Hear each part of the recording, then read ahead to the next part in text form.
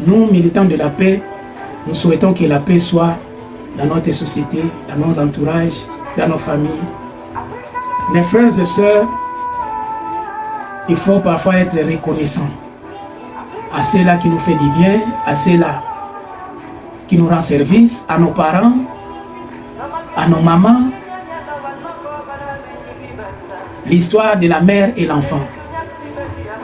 C'est trop dur la vie d'une femme seule avec les enfants. Une fois que tu es majeur, il faut savoir remercier les fils qui dans des petites choses. Les parents qui nous ont fait élever. La maman souffre avec les bébés. D'abord, elle porte 9 mois de grossesse ou 12 mois de grossesse avec l'enfant. L'enfant naît et le dérangement de l'enfant quand l'enfant est bébé. Surtout lorsqu'il est encore bébé. C'est vraiment dur. Parfois, la maman est obligée de veiller toute la nuit pour la santé de son fils. Nos parents souffrent pour que nous, qu'on puisse croître, pour que nous, qu'on puisse être des gens, des hommes, les charges de la famille. Elle n'avait pas de travail. Depuis mon enfance, je n'ai jamais eu un mari à moi seul. Pourquoi? Tous ses amis ont eu la chance de se marier. Mais elle n'a pas eu la chance de se marier. Si elle trouve un mari, c'est le mari d'autrui.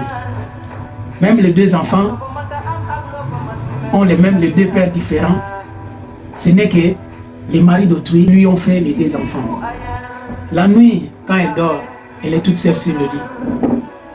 Or, les autres femmes, lorsqu'ils dorment la nuit, il y a son mari, il y a leurs maris qui sont à côté.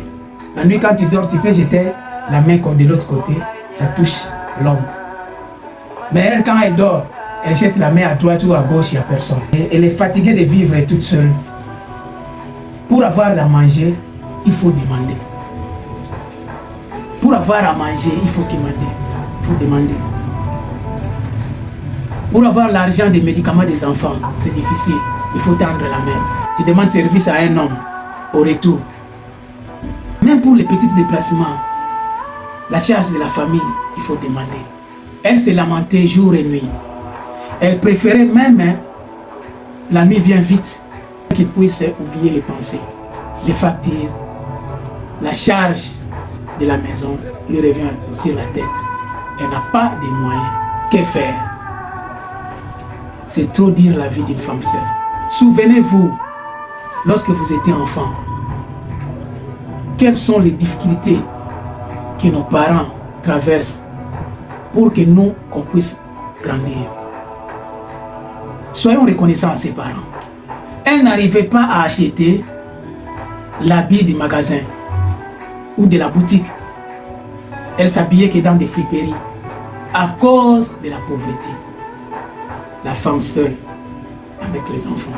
Lorsque toutes les charges de la famille, les dépenses de la famille, des enfants, t'arrivaient sur la tête, la femme seule avec les enfants, elle avait envie de craquer même. Parfois, elle avait l'envie de disparaître ou de se faire du mal. Et un jour, les enfants grandis par la grâce de Dieu. Ils ont eu du travail, ils ont commencé à travailler. Ces deux enfants ont décidé de se marier. Ils se sont mariés, mais après, ils ont oublié leur maman qui les a fait grandir avec toutes les souffrances du monde. Ils se sont confiés à leur femme. Ils n'ont plus eu le temps de venir au secours de leur maman à cause de l'aveuglement de leur amour. Ils sont aveuglés par l'amour, ils ont oublié la souffrance de leur maman. La pauvre femme qui souffre au village. Il s'agit de la belle famille, ils viennent dépenser. Mais lorsqu'on les envoie les messages ou la nouvelle de leur maman, votre maman est en train de souffrir, ils s'en foutaient. Lorsque la maman a appris que les deux enfants se portent bien, ils ont un très bon statut, ils ont les moyens, mais ils n'arrivaient pas à venir au secours de leur maman.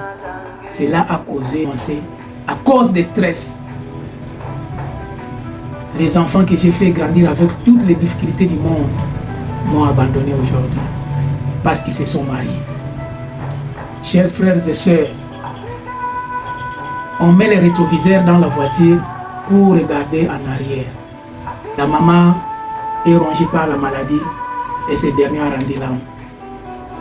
Lorsqu'ils ont appris que votre maman est décédée, c'est là qu'ils ont repris conscience et cherché à venir au secours. C'était déjà trop tard. Le châtiment de Dieu ne trahit jamais. Ces deux enfants étaient frappés de malédictions. Ils ont fini à devenir pauvres et malheureux.